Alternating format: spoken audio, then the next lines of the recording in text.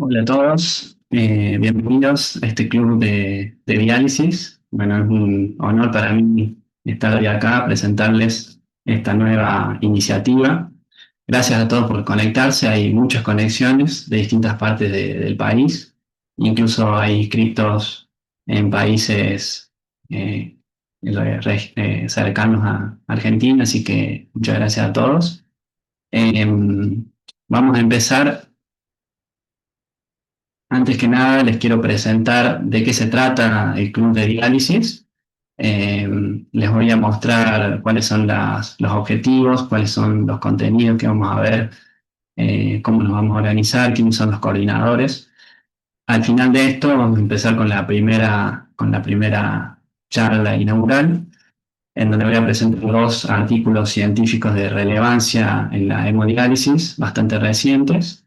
Y al final de todo vamos a abrir los micrófonos para poder hacer una discusión entre todos. Hay una mesa de expertos aquí hemos convocado que ya los voy a presentar. Bueno, el club de diálisis se puede definir como un espacio de actualización crítica, colaboración e innovación en hemodiálisis. A modo de introducción, ustedes saben que la hemodiálisis es una de las áreas más desarrolladas en la nefrología en Argentina. Hay un alto porcentaje de nefrólogos y profesionales afines del país que se desempeñan en distintos centros de diálisis. Sin embargo, la actualización sistemática y el análisis crítico de la evidencia científica en esta área sigue siendo un desafío.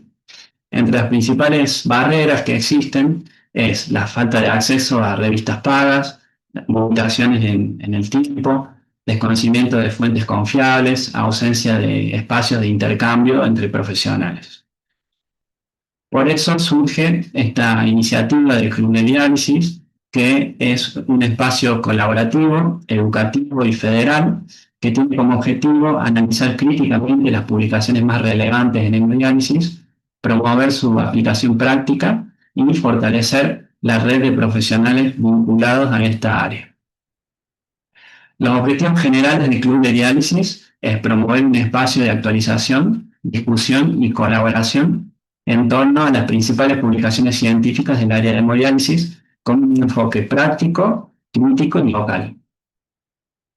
Como objetivos específicos nos hemos planteado principalmente cuatro.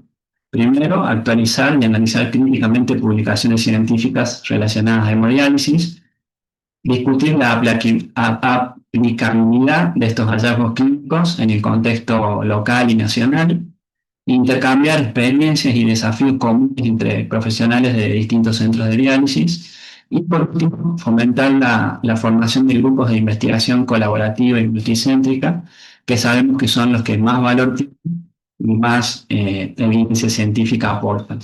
Lo que vamos a hacer hoy en el primer día, vamos a ver dos artículos, después vamos a ver si eso se puede aplicar o no a la práctica nuestra de todos los días.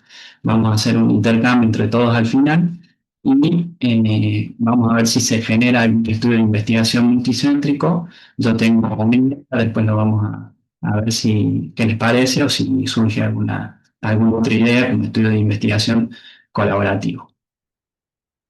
¿Quiénes son los destinatarios del club de diálisis? Bueno, los destinatarios son los médicos nefrólogos, médicos de otras especialidades que trabajan en diálisis, residentes en nefrología, enfermeros o técnicos de hemodiálisis, nutricionistas y otros profesionales de la salud afines, que pueden ser asistentes sociales, psicólogos o cualquier profesional que trabaje en diálisis y que le interese este tema. Va a haber temas variados que pueden ser útiles para todos.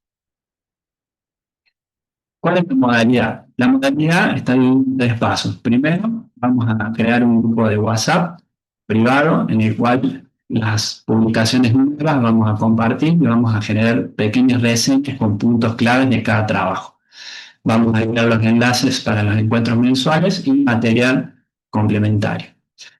Como segundo punto, va a haber un encuentro mensual, virtual, por mes, que va a ser en vivo, como el del día de hoy, que la duración va a ser de 1 o 2 horas y vamos a presentar 1 o 2 artículos críticamente relevantes del último periodo. Y después la discusión abierta.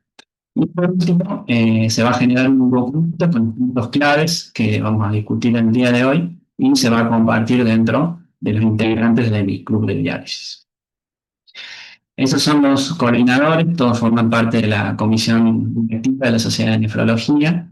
La doctora Belén Guarnedo, Mauricio González, Luis Bazán de la Vega y quienes habla, vamos a estar encargados de coordinar las reuniones del club de diálisis.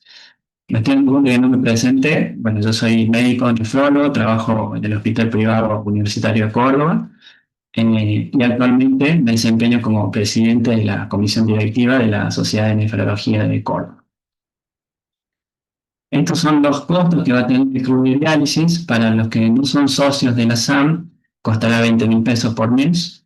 Los que son socios de la SAM tendrán un descuento del 50%, es decir, 10.000 pesos por mes. Y los que son socios de SAM a través de la regional de Córdoba, será gratuito, tanto para los titulares como los residentes y los adherentes, que acá incluyen enfermeros, nutricionistas y todos los socios de la regional de Córdoba. Es decir, es un beneficio más que le ofrecemos a nuestros socios gratuitamente. Los que participen de los 4 encuentros van a tener un certificado oficial de la Sociedad de Nefrología. Y para resumir, el objetivo principal del Club de Análisis que nos planteamos, tanto para nosotros los que nos encargamos de organizarlos como para el resto, el objetivo principal es de formación, es de aprender. Nosotros queremos aprender, queremos crecer como profesionales y no solo es un espacio de formación, sino que es una comunidad que intenta transformar la práctica clínica del día a día y, en consecuencia, también la vida de nuestros pacientes. Es decir, tiene un beneficio indirecto en la calidad de atención de nuestros pacientes. El objetivo principal es aprender. Dentro de la sociedad de nefrología tenemos varios proyectos y beneficios que nos hemos planteado. Tenemos por un lado el curso bienal para médicos, que es un curso de recertificación de la especialidad y de actualización. Este año lo está finalizando, pero el año que viene se va a abrir nuevamente. Lo organizamos junto con el Consejo Médico de la provincia de Córdoba. El curso bienal de enfermería, que ahora se realizó un segundo llamado para los enfermeros, empezó ahora en septiembre. Todavía están abiertas las inscripciones, o sea que los enfermeros que quieran inscribirse están a tiempo. Va a ser una modalidad intensiva hasta fin de año, con clases cada 15 días eh, de hemodiálisis, y año siguiente se hará diálisis peritoneal y trasplante orientada a enfermería. El club de diálisis y nefrocasos es otro beneficio que le estamos ofreciendo a los socios, que combinan la parte práctica con la parte clínica. Un boletín informativo que primero saldrá ahora en septiembre, en el cual incorporaremos todas las novedades que se fueron produciendo en la comisión, las clases, un medio de comunicación oficial entre la sociedad y los miembros.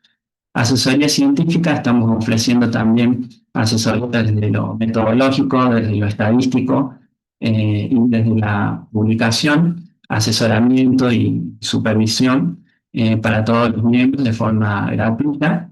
También podemos ayudarlos en la búsqueda bibliográfica si tienen que preparar una clase o hacer una revisión teórico, podemos ayudarlos con artículos que podemos compartir o papers o artículos de UpToDate, una bolsa de trabajo. Estamos difundiendo actividades locales en los distintos centros académicos que son gratuitos y hay 2 o 3 clases por semana para que los miembros puedan acceder desde cualquier parte a todas estas clases. Estamos haciendo un registro y difusión de las publicaciones locales y ya empezamos a hacer esto. Hay muchas publicaciones interesantes que nos gusta difundir, que se realizaron en Córdoba y que se están realizando actualmente. Y intentamos fortalecer también la comunicación digital, la visibilidad en las redes sociales, sobre todo en Instagram y en Facebook en esta primera etapa. Ese fue entonces un resumen de los beneficios que ofrecemos dentro de la Sociedad de Nefrología de Córdoba. Estamos en WhatsApp para contactarse con Flavia, que es nuestra secretaria. Y bueno, son bienvenidos los que quieran incorporarse. Ya al día de hoy, a la primera charla del Club de Diálisis. Yo voy a presentar dos artículos recientes, uno sobre una nueva técnica de canalización para fístulas arteriovenosas, el otro sobre anticoagulación para prevenir una trombosis de fístulas arteriovenosas post-trombectomía. Eh, Tenemos la suerte de contar con tres invitados especiales que nos van a ayudar en la mesa de discusión. Son expertos de distintos temas. El doctor Alejandro Boroy, que es el jefe de servicio de medicina vascular y trombosis del Hospital Privado Universitario de Córdoba. El doctor Andrés Alaví, que es especialista en cirugía vascular periférica. Tiene muchísima experiencia en accesos vasculares de hemodiálisis. También trabaja en nuestra institución y en otros centros de Córdoba. Y Nicolás Sonia, que es técnico en hemodiálisis, tiene muchísima experiencia en accesos vasculares y ha estado también formando parte de distintas comisiones directivas de sociedades científicas de enfermería en nefrología. Así que, bueno, vamos a dar inauguración a este club de diálisis. Bienvenidos a todos y de vuelta, gracias por conectarse.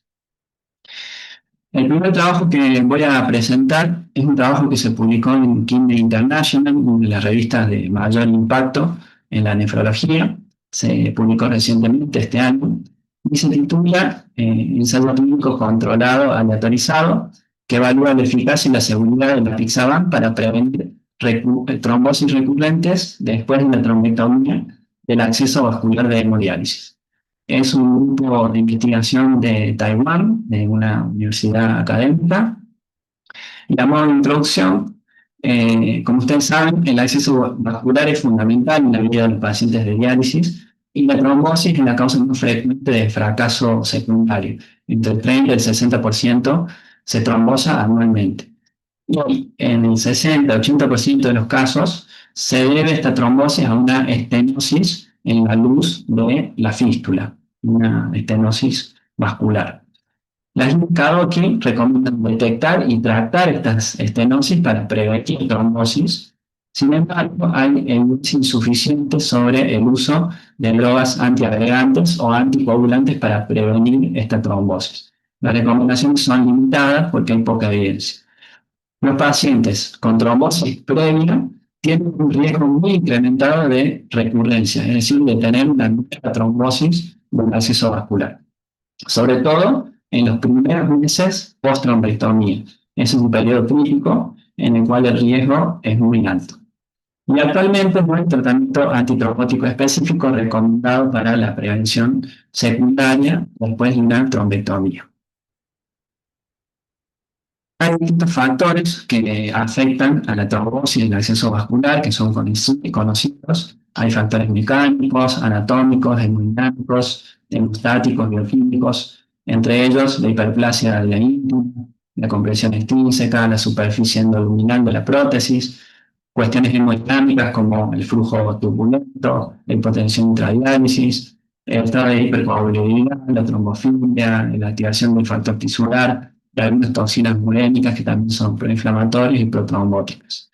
La alteración del flujo vascular va a disparar una serie de mecanismos y de moléculas que disminuyen la vasodilatación y aumentan la proliferación de células mesangiales, endoteliales, que va a llevar a la hiperplasia de la íntima y, como dije anteriormente, esto va a generar una estenosis de la luz del vaso y predispone la trombosis. La gran mayoría de las trombosis tienen previamente una estenosis previa, por eso tenemos que tratar de detectarla a tiempo y solucionarla antes de que la fístula se trombose. Hay estudios previos que intentan utilizar medicación para prevenir la trombosis, en este caso de las prótesis, en un estudio publicado en Jason en el 2002, en el cual es un ensayo clínico bien diseñado, un ensayo clínico doble ciego, controlado con placebo, de 107 pacientes que tienen una prótesis nueva en diálisis y utilizan warfarina en un grupo con un objetivo de entre 1,4 y 1,9 y el otro grupo placebo. Hacen un seguimiento hasta 3 años y lo que pudieron encontrar es que no hay diferencias entre los grupos, es decir, la warfarina no era efectiva para prevenir trombosis de la prótesis Y no solo eso, sino que aumentó el riesgo de hemorragias graves, hemorragias severas, comparado con el placebo. Por lo tanto, hoy no se recomienda la anticoagulación con warfarina a estos pacientes, salvo excepciones, casos específicos.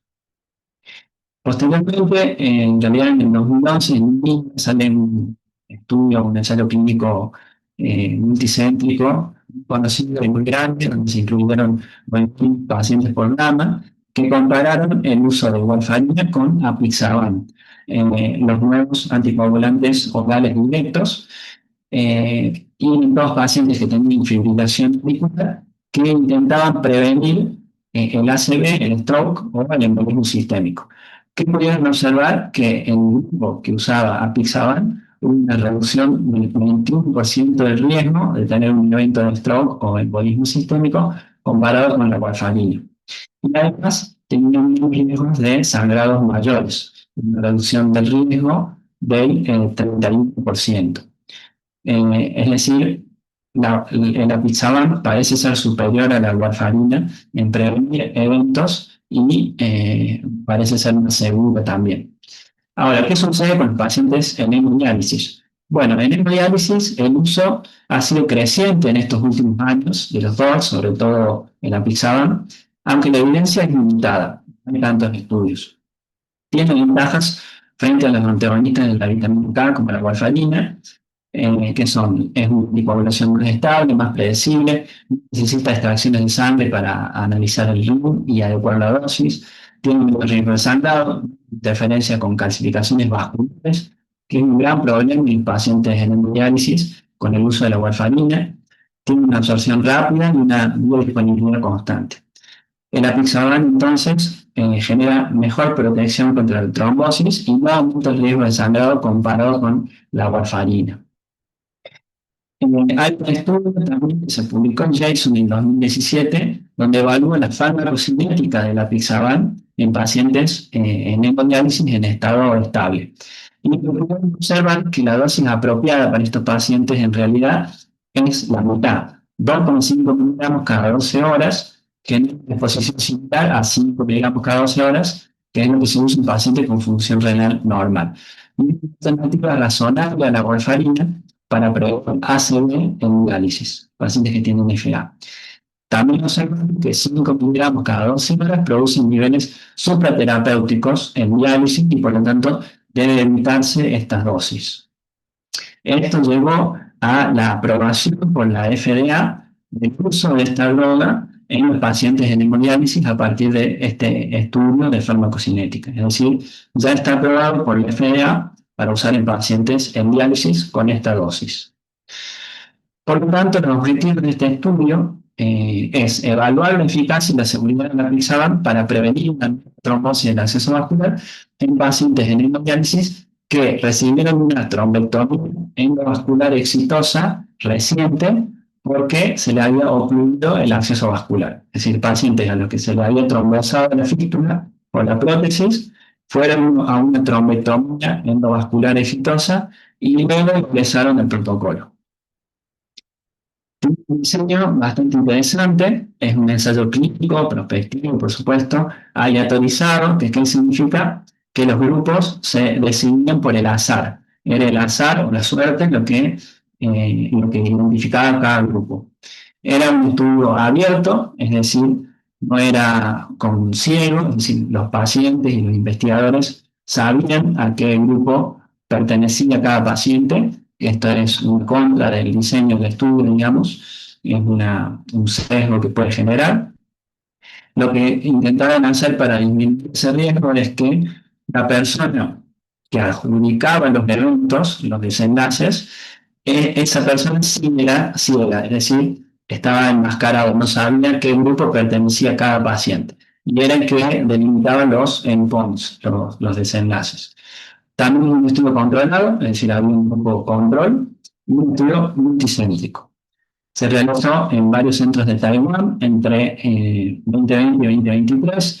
El estudio requirió apoyo financiero del Ministerio de Taiwán y del Hospital Universitario, pero no es un estudio auspiciado por la industria, es decir, es un estudio académico que tienen apoyo financiero, pero no de la industria farmacéutica. Eso es importante decirlo también. Requirió la aprobación del comité de ética, por supuesto que tenía un consentimiento informado, fue registrado en clinicaltrials.gov. Los centros de diálisis que participaron eran 22, 12 centros dentro de los hospitales y 10 centros periféricos, no hospitalarios. Y los procedimientos de trombectomía lo realizaron 10 operadores que tenían mucha experiencia en la materia, 14 años en promedio de experiencia. Estos son los criterios de inclusión y los criterios de exclusión. Eran pacientes que debían estar en hemodiálisis crónica más de un mes, mayores de 20 años, y que les habían realizado una trombectomía endovascular exitosa por un acceso vascular ocluido dentro de 48 horas previas. Es decir, después de la trombectomía tenían hasta 48 horas para ingresar al estudio. Los criterios de inclusión, esto es importante porque todos los resultados que obtengamos en las conclusiones no aplica para los pacientes que no fueron incluidos en este estudio. Por lo tanto, si nosotros tenemos algún paciente con alguno de estos criterios de exclusión, no deberíamos usar este medicamento porque no conocemos la seguridad o la eficacia. ¿Qué pasa? Que se excluyeron los que habían tenido hemorragia intracraneal, los que habían tenido hemorragia mayor, según los criterios de BARC, los 3 meses anteriores, los que estaban doblemente anticoagulados o usaban caberolol o warfarina, los que tenían una cirugía programada en los próximos 3 meses o un estado coronario programado, los que tenían hemoglobina menos de 7, plaquetas menos de 80.000, o una infección hepática moderada o severa o una válvula mecánica o protóxica. Todos esos pacientes no podemos ingresar al estudio. Este es el flow chart o el diagrama de flujo de los pacientes que fueron evaluados, los que se negaron a participar y los que fueron excluidos. Si ustedes se fijan, el porcentaje de exclusión es bastante alto, el 30% más o menos hubo que excluirlos. Esto tiene implicancia en el uso de esta droga. Hay muchos pacientes que no se va a poder usar. Acá están los motivos que los mencioné recién. Fueron aleatorizados uno a uno al grupo apixaban, el grupo control, 93 pacientes en cada rama, y después se hicieron dos análisis. El análisis principal, que fue intención de tratar, que fueron los pacientes que habían sido aleatorizados inicialmente en el protocolo. Hicieron un segundo análisis que es por protocolo, que incluye solamente los pacientes que llegaron hasta el final del seguimiento del estudio. ¿Por qué hacen esta diferencia? Porque hubo algunos pacientes que no completaron el total de seguimiento. En este caso hubo 4, uno falleció, 3 por falla del acceso, y en el grupo control hubo 7, 4 fallecidos, 1 trasplantado y 2 por fallas de acceso. Acá ya podemos ver que no hay diferencias entre las muertes, de hecho hay un poquito más en el grupo control, aunque esto no era un objetivo del estudio. Bueno, esta figura ilustrativa de cómo se hicieron las ramas. Los pacientes, la aleatorización fue estratificada según el acceso vascular, en fístula y en prótesis. Había mayor porcentaje de prótesis. Se aleatorizó 1 a 1, entonces el grupo de intervención recibió apixaban a una dosis de 2,5 miligramos 2 veces por día, desde el día 0 hasta el día 90, es decir, perdón, sí, hasta el día 90. Eran 30 días de utilización de apixaban. En el grupo control no recibieron apixaban en ningún momento. Es importante aclararlo, tanto el grupo de intervención como el grupo control debían recibir mandatoriamente drogas antiplaquetarias los primeros 14 días, es decir, las primeras 2 semanas después de la trombectomía exitosa, tienen que recibir todos algún antiplaquetario. Puede ser aspirina o clopidogrel. Y después de los 14 días, la indicación de antiplaquetarios era según necesidad, era a criterio del médico y estaban basadas en la indicación original antes de la trombectomía. No se quedó claro, el paciente se le trombosaba la fístula de la prótesis, iba en una intervención, se les hacía una trombectomía exitosa, se les tapaba la fístula y tenían 48 horas para aleatorizar a los dos grupos. Apixaban un grupo control el otro, y seguimiento a 3 meses. Después hicieron extender un poco más el seguimiento a 6 meses con los objetivos secundarios. Ahora, ¿por qué utilizaron antiplanetarios los primeros 14 días si eso no está recomendado por las guías? Yo les dije que no hay evidencia para medicamentos para prevenir trombosis. Bueno, en realidad ellos dicen que se basaron en las recomendaciones de la duración antiplanetaria mínima después de una angioplastia coronaria. Pero bueno, esto es discutible porque en las guías de cada uno no está estrictamente recomendada la antiagregación. ¿Cómo hicieron el monitoreo, la vigilancia y el seguimiento de estos pacientes? Bueno, así visitan seguimiento al día 7, luego mensualmente por los 3 meses, y el encargado era una enfermera especializada en investigación. El monitoreo de los pacientes de los procesos vasculares tenían protocolos estandarizados que ya les voy a mostrar, y había distintos manuales de procedimientos en donde había cuestiones objetivos, criterios objetivos de cuándo derivar a la unidad de angiografía, cuándo hacer una fistulografía, cuándo hacer una terapia endovascular. Tenían todos criterios uniformes para que en todos los centros se realice de la misma manera.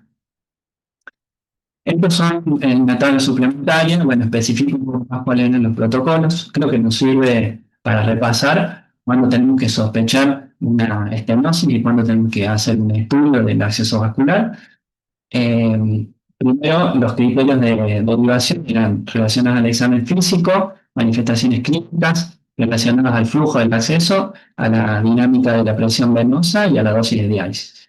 El examen físico, bueno, cuando había alteración en el soplo, en el frento, en la pulsatividad, cuando el acceso no tenía ni soplo ni frento, o cuando había edema en el brazo o en la mano. En cualquiera de estos criterios era derivado al estudio de hemodinámica.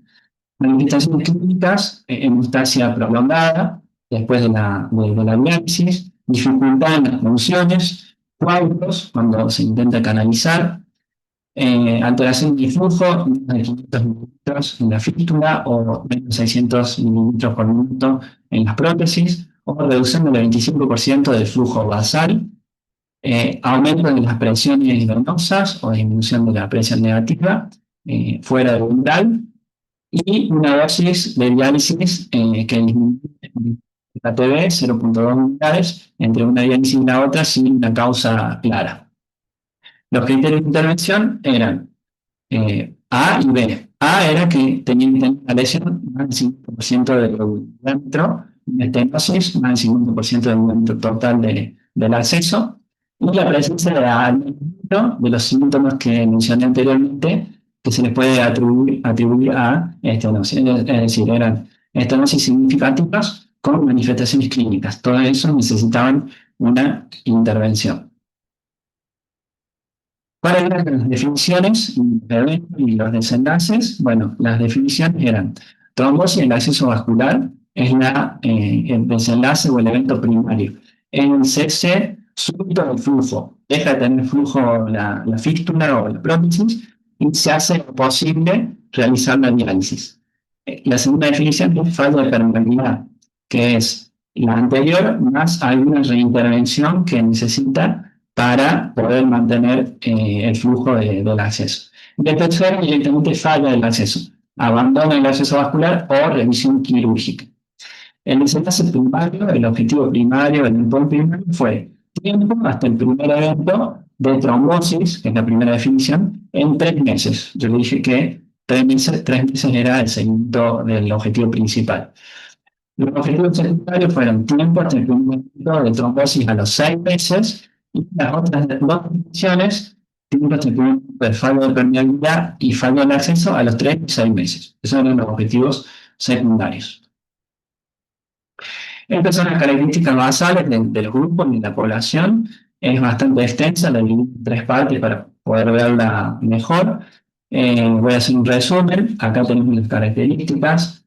Tenemos todos los pacientes, el grupo de apixaban, el grupo control y el valor de P. Las características de los pacientes, bueno, eran pacientes en promedio de 68 años, la mitad eran hombres, tenían un índice de masa corporal promedio de 24, normal, eran pacientes asiáticos. Las causas de enfermedad renal terminal, la principal era la diabetes, la segunda glomerulopatías. Las comorbilidades, el 60% era diabético, el 87% de hipertenso, había 30% de enfermedad coronaria, 10% de enfermedad vascular periférica, enfermedad cerebrovascular, historia de sangrado gastrointestinal, 23%, fibrilación auricular, índice de Charlson, que es de comorbilidades, y el índice de riesgo de sangrado. Todas estas características fueron equilibradas entre los dos grupos gracias al efecto del azar. Los dos grupos eran homogéneos y los valores de P no eran estadísticamente significativos. Hay un variable que tiene un valor de P limítrofe, que es el antecedente de la enfermedad cerebrovascular, que hubo 12% en el grupo de apixaban y 4% en el grupo control. Es decir, perdón, acá, sí, 4%.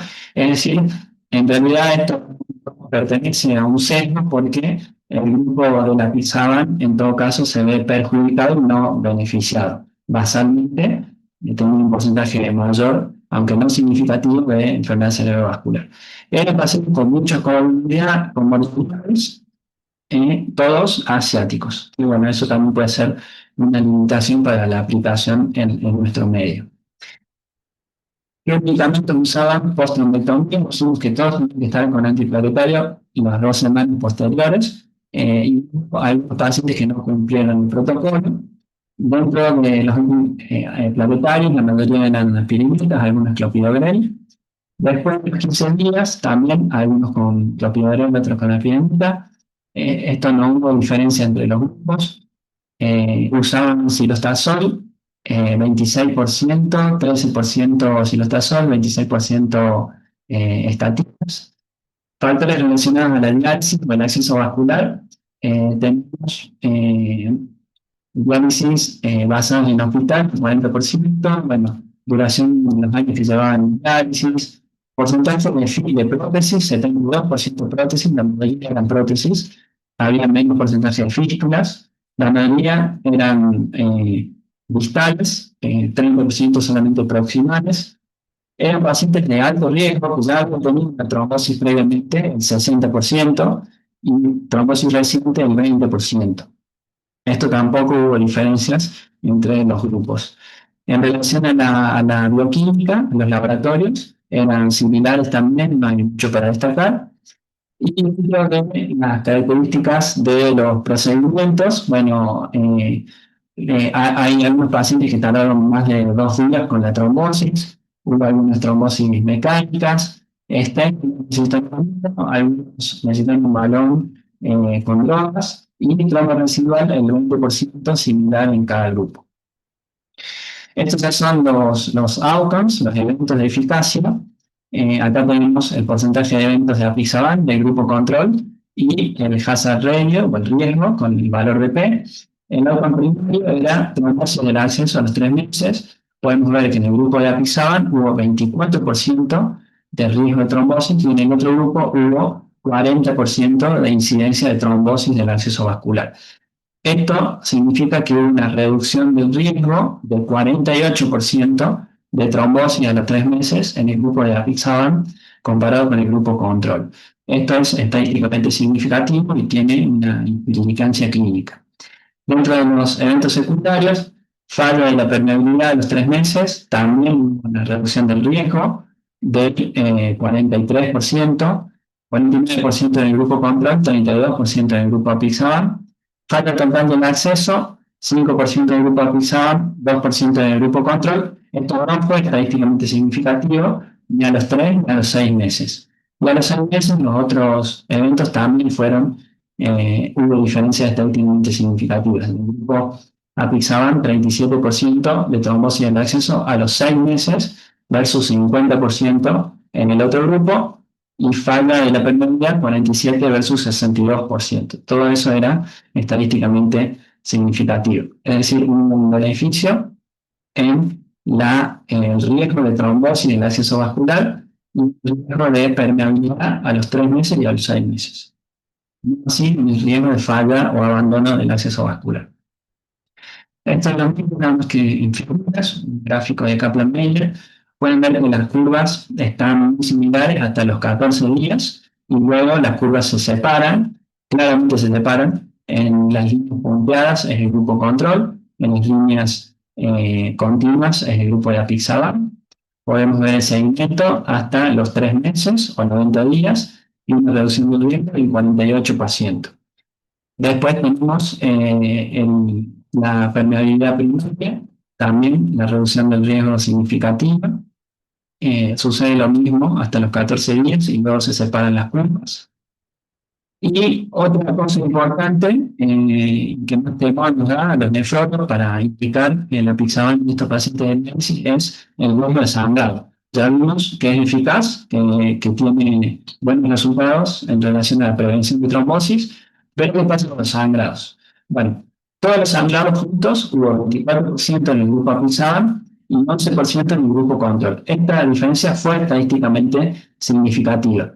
Pero cuando uno de los sangrados mayores de los sangrados menores, según la severidad, podemos ver que dentro de los sangrados mayores no hubo muchos eventos, hubo 2 en un grupo y 4 en el otro, y no hubo diferencias significativas entre los grupos. Eh, que amenazan la vida, un milímetro, y intracraniano, y caída de hemoglobina más de 2 puntos o transfusión, 2 en un grupo y 4 en el otro, hubo más en el grupo control. Es decir, hubo diferencias en relación a los sangrados graves, sin diferencia en relación a los sangrados menores. Hubo 21 eventos, 22% y 7% en el grupo control. Que esto, les adelanto para la discusión, puede tener que ver con el que no esté ciego, que no sea enmascarado el grupo y que la evaluación sea más exhaustiva en los sangrados menores como hematomas, por ejemplo. Podemos ver que la localización de los sangrados menores eran sobre todo gastrointestinales, pero eran iguales en los dos grupos. Había sangrados principalmente de la piel, de la mucosa, que eran equimosis, eran hematomas o gingivales. Y en el acceso vascular hubo 5, que en este grupo no hubo ninguno, que también acá se puede ver la mayoría de las diferencias, pero lo que dicen los autores es que los sangrados del tracto gastrointestinal se resolvió con suspender temporalmente el apixaban.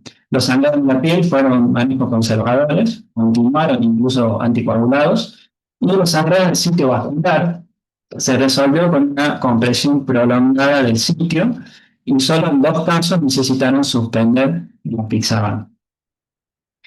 Esto es una tabla suplementaria que muestra uno por uno en los casos en que hubo sangrado en el grupo de apixaban, cómo fue el manejo, cómo se resolvió, si hubo secuelas o no. Después, si hay tiempo, lo podemos mostrar. Y hicieron un análisis de subgrupo para ver si el efecto del apixaban era diferente o no, había una interacción o no con otras variables. Por ejemplo, con el tipo de acceso vascular, tituloprótesis, con el uso o no de antiplaquetarios, con el hecho de que no tenga una trombosis reciente o no, y con el grado de comorbilidad según el score de Charson. Y podemos ver que no hubo diferencias significativas, es decir, no hubo un comportamiento diferente entre los subgrupos, ¿sí? Y el efecto puede verse de manera homogénea en distintos subgrupos. Acá están las figuras que muestran bastante similar a la figura original.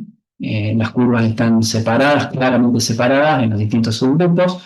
Ustedes pueden ver que acá algunas P no son significativas, pero tengan en cuenta que la cantidad de pacientes que quedan en cada subgrupo es mucho menor a la cantidad total de la muestra.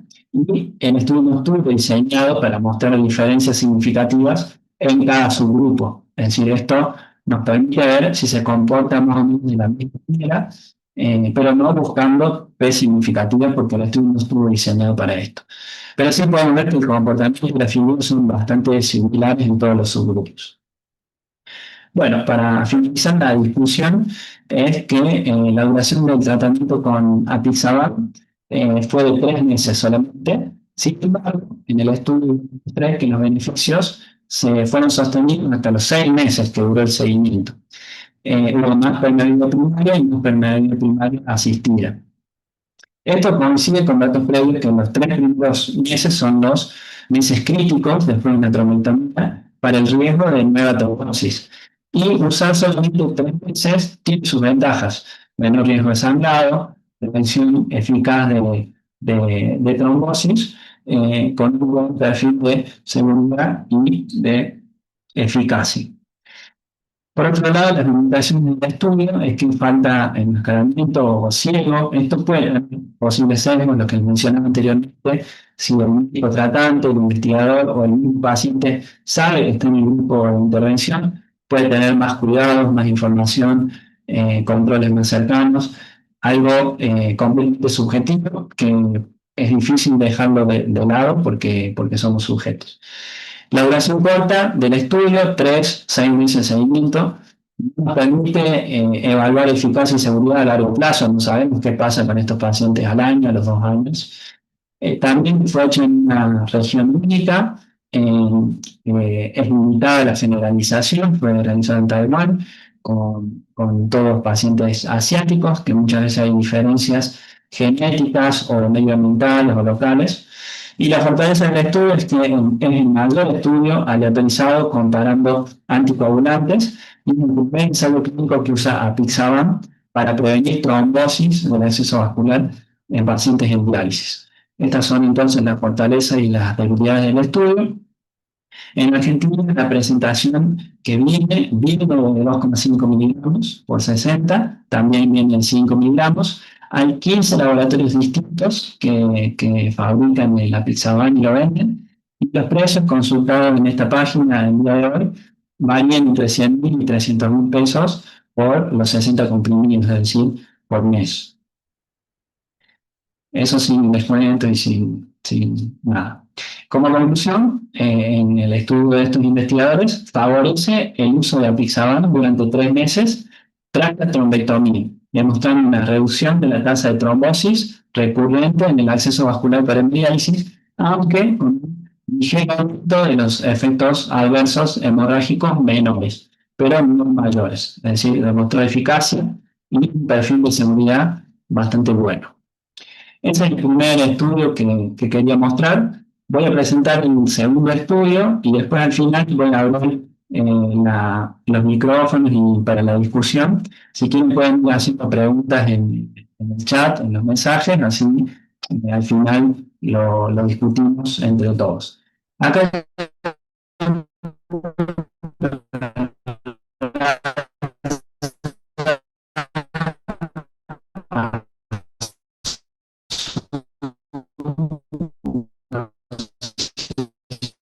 a ver, voy a entrar y sale. Veo que está la sala llena, 100 personas. Voy a presentar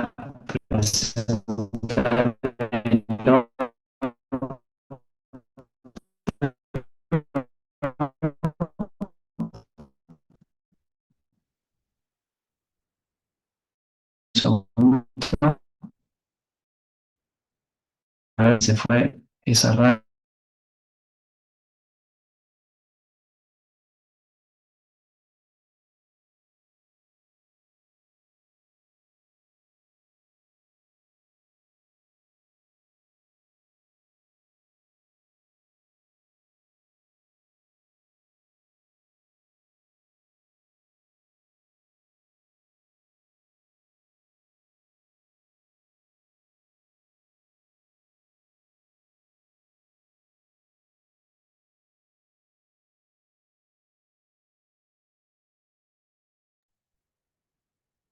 Buenas tardes, me parece que Pehuen tuvo un problema con la conexión. Vamos a esperar un minutito.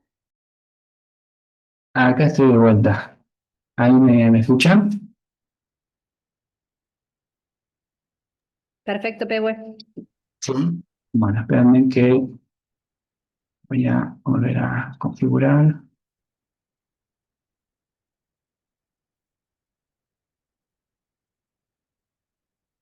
Bien. Bueno, ahora sí.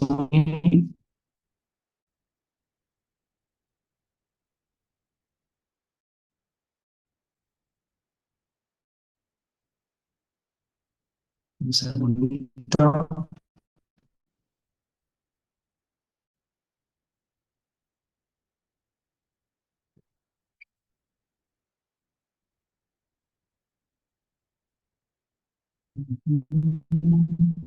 Sí, se escucha. Perfecto.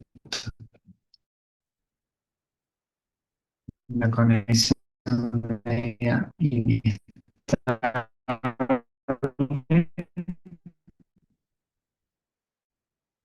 pero vamos a ver. Bueno, entonces, en el segundo estudio, bien, creo que sí. Bueno, este segundo estudio, es que me voy a asegurar. Sí, se escucha, ¿no? ¿Me están escuchando y viendo? Sí, Sí, ya Pehuen, te está, escucha perfecto. perfecto. A ver, bueno, vámonos. Bueno, este segundo estudio fue publicado en el Análisis Internacional, ahora muy recientemente, en junio. Evalúa una nueva técnica de canalización para la punción de fístulas arteriovenosas en un estudio aleatorizado que compara la técnica actual de Rob Leider.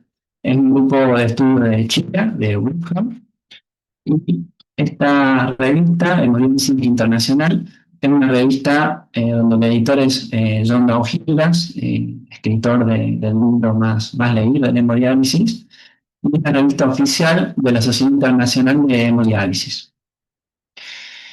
Bueno, a modo de introducción, ustedes saben que el hemodiálisis es una terapia vital para millones de pacientes en enfermedad renal crónica terminal. El acceso vascular es crucial para el tratamiento. La fístula es la opción preferida porque tiene menos complicaciones y mejores resultados a largo plazo, pero está exenta de desafíos. Una fístula también puede tener complicaciones, entre ellas los aneurismas, las estenosis, las trombosis, que afectan al funcionamiento del acceso vascular. La técnica de canalización tiene una influencia en estos resultados a largo plazo, en las complicaciones y la permeabilidad. Tiene un impacto la técnica que usamos para canalizar a los pacientes. Actualmente existen tres técnicas: la Rob Laker o la técnica rotatoria, la técnica de buttonhole, en traducción sería ojal, botón, trayecto, túnel, y la canulación regional. Bien, vamos a repasar en qué consiste estas tres técnicas. La canulación rotatoria se utiliza un ciclo de canulación para cada sesión de diálisis en esta figura que ustedes ven acá, que tiene que tener al menos 0,5 centímetros del sitio anterior. Y este enfoque requiere que el acceso vascular tenga unas condiciones óptimas. Sí, es decir, se va rotando los sitios en cada sesión de diálisis y cada sitio tiene que tener 0,5 centímetros entre uno y el otro. La segunda modalidad es la canulación en ojal o el Button Hole. Esperen un segundo.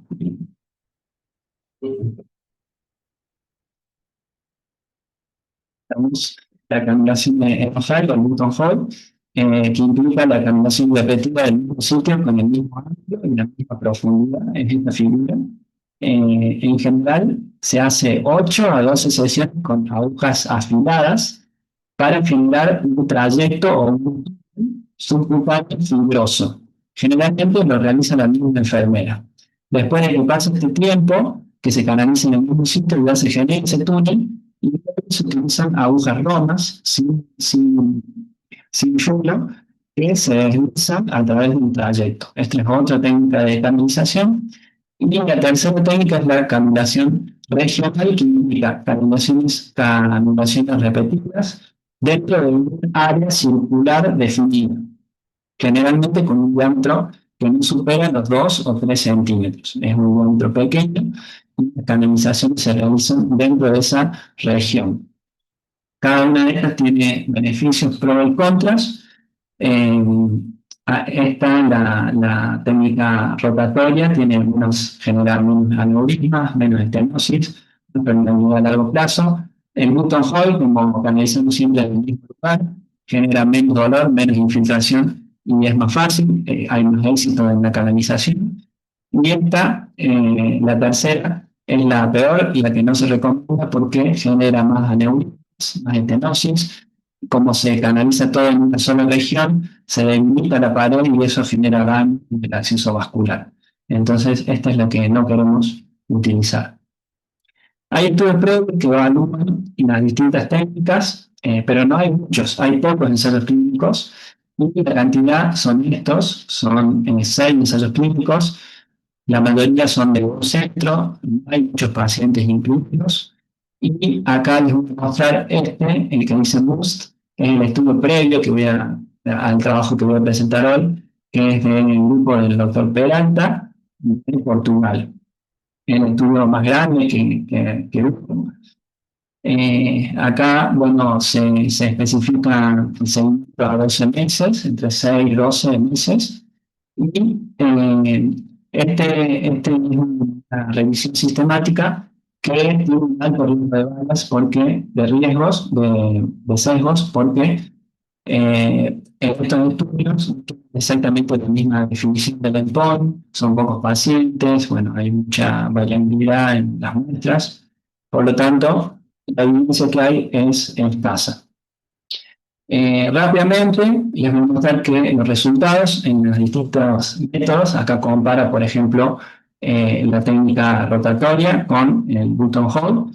No hay diferencias en relación a la permeabilidad del acceso o en la cantidad de intervenciones, pero sí hay un incremento en el riesgo de bacterias en los pacientes que utilizan el button hold, la técnica en MOHAD o el trayecto fibroso del que hablamos.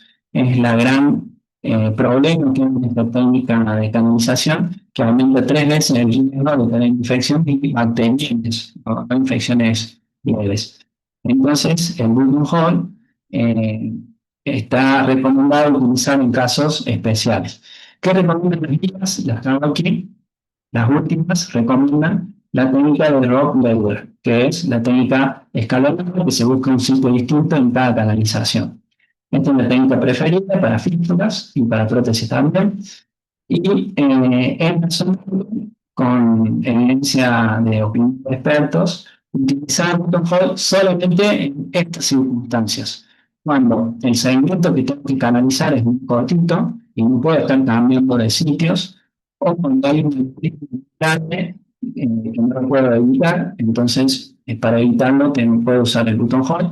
O cuando falla la otra técnica, la técnica rotatoria, no queda otra que usar esta, siempre y cuando se utilice higiene excelente y una técnica adecuada. Esta es la que utilizan la mayoría de los pacientes en hemodiálisis domiciliaria en Estados Unidos. Acá también lo menciono porque es interesante, que es importante implementar en cada equipo, en cada centro de diálisis, entrenamiento y reentrenamiento de los técnicos que canalizan. Es crítico para mantener las habilidades y la competencia en la canalización. Y también, cuando se genera un nuevo protocolo, es importante monitorizar, hacer controles de calidad y ver si obtuvo resultados buenos o no. Por ejemplo, si hubo una reducción en la tasa de infiltraciones o cómo fueron los resultados utilizando un nuevo protocolo. Por lo tanto, las guías Kadoki recomiendan la rope ladder, la escalonada, para canalizar. Sin embargo, estos métodos se asocian con incremento de aneurismas, mientras que el Buchan Hall a incremento de riesgos. Es decir, no son perfectos, tienen sus complicaciones. Esto menciona que en el caso de las prótesis, no se puede utilizar el Buchan Hall. Está prohibido el Buchan Hall. Solamente se puede usar la técnica de escalonada en las prótesis. Bueno, esta nueva técnica se llama BOOST, el nombre traducido es medio contradictorio, es la técnica de canalización múltiple. No sé la traducción literal, pero ya les voy a explicar de qué se trata. Estos desafíos de las otras técnicas resaltan la necesidad de un nuevo enfoque de canalización optimizado que minimice las complicaciones y preserve la función de las fístulas. Por eso se desarrolló esta nueva técnica que combina las ventajas de los dos métodos anteriores. La técnica designa múltiples sitios de canalización fijas, típicamente 3 sitios en la arteria y 3 sitios en la vena, en la zona venosa de la fístula, con al menos 1,5 centímetros de separación entre cada sitio. Se utiliza un sitio específico para cada sesión de diálisis y cada sitio se cambia como máximo una vez por semana. Es decir, tenemos tres sitios en la parte anterior de la fístula o de la prótesis y tres en la parte venosa, y cada sitio lo podemos usar solamente una vez por semana. Los organismos o como determinados. La investigación sobre el luz sigue siendo limitada. Este es el estudio previo que utiliza esta técnica y el único ensayo clínico que había previamente de Portugal, y en el cual acá podemos ver una foto de un paciente en el cual se utilizó esta nueva técnica de MUST, a las 4 semanas de haber utilizado. Fíjense que están los tres puntitos y los tres, o sea, los seis, están a los 18 meses y en la foto C a los 30 meses. Acá ponen una foto con alta resolución, con un zoom muy importante, en donde es del primer día de la semana. Y fíjense que el sitio de punción prácticamente está cicatrizado, porque lleva una semana sin utilizarse. El sitio que había sido utilizado 48 72 horas antes, todavía está. Y cuando lo utilizan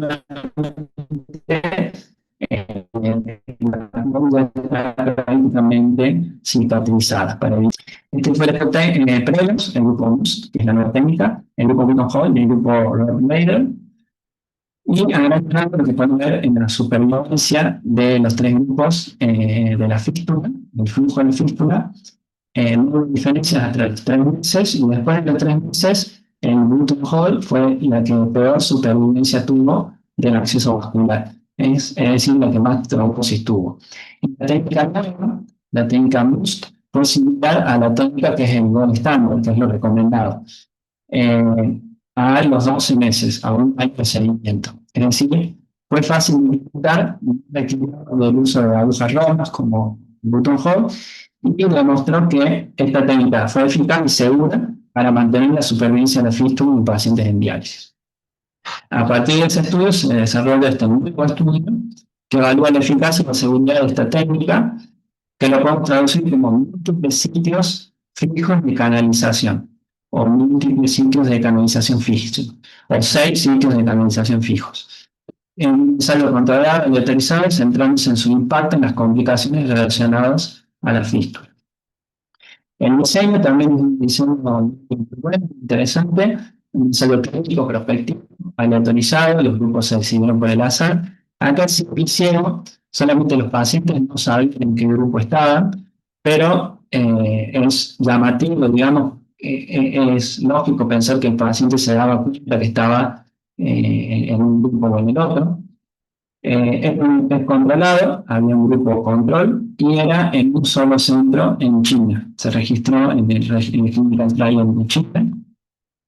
Los participantes eran pacientes que iniciaban diálisis a través de la fístula.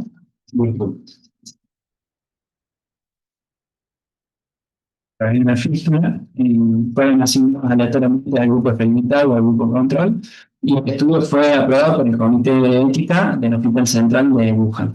No fue un estudio financiado por la industria tampoco, no es un estudio académico. Los criterios de inclusión fueron, primero, que se utilizaba la fístula para análisis, había ausencia de comorbilidades graves, expectativa de vida mayores a 6 meses, ausencia de deterioro cognitivo de la comunicación, un procedimiento informado y que tenga una fístula que tenga un flujo mayor a 500 mililitros por minuto. Eran todos adultos, es decir, eran fístulas nuevas que tenían un buen desarrollo. Inclusión, cuando los pacientes no querían participar, cuando necesitaban analgésicos como gel de limonadina durante la canalización, porque evaluaban escalas de dolor, y no podían recibir de 2 sesiones de diálisis por semana. Estos eran los criterios de inclusión y los criterios de exclusión. El equipo experimental o de intervención hubo un equipo específico en el cual había capacitación teórica y evaluaciones prácticas que garantizaban la competencia y las habilidades para la canalización. Había una evaluación inicial de la figura, importante. Había un grupo de médicos y de enfermeros especialistas en accesos vasculares que realizaban ecografías, evaluaban el diámetro, el flujo, la longitud y el espesor del grasa subcutánea del acceso vascular, haciendo un mapeo dado por ecografía, enfermeros sobre todo, especialistas en acceso vascular, donde primero identificaba el trayecto de la fístula, después identificaba dos o tres sitios para pulsar con una distancia que tengan más de 5 centímetros entre los puntos.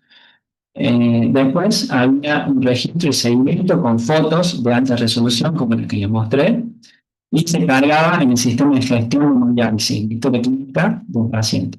Luego se hacía un rastreo de los puntos de canulación de cada sesión, y antes de cada sesión el enfermero chequeaba, hacía una consulta previa en el sistema y veía qué punto le tocaba en esa sesión de cada paciente. Había un procedimiento estandarizado, preciso, y se usaban agujas afiladas. Este es una imagen de un paciente en el cual hicieron un mapeo con el videógrafo, donde llega la fístula, marcando 3 puntos en la zona arterial de la fístula y 3 puntos en la zona venosa. Luego,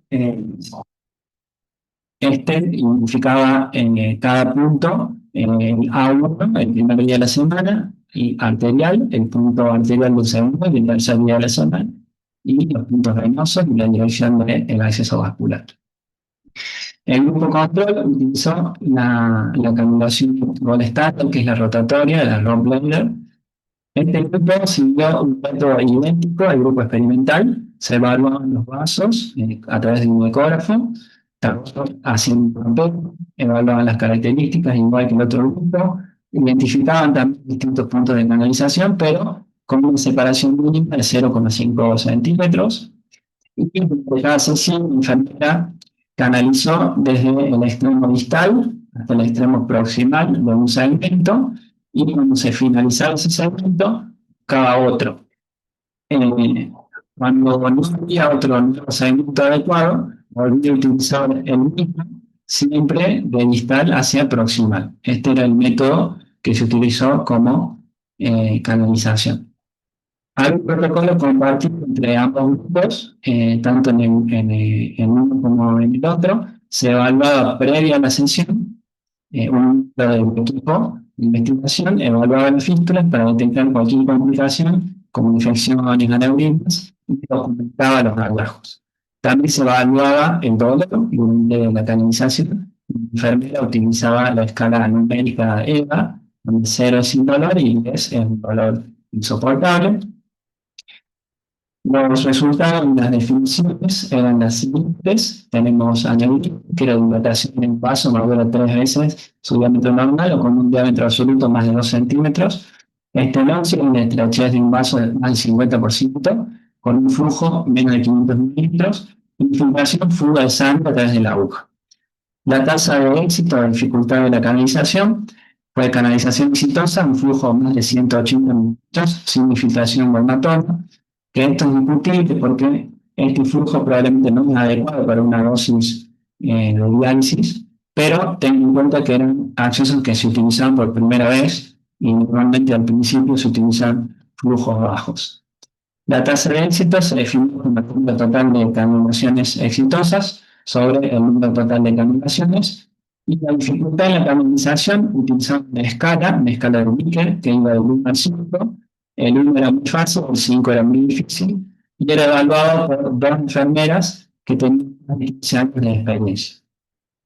El periodo de evaluación, bueno, los indicadores de resultados se dividieron trimestralmente hasta los 12 meses de seguimiento que duraba el estudio, es decir, un año de seguimiento.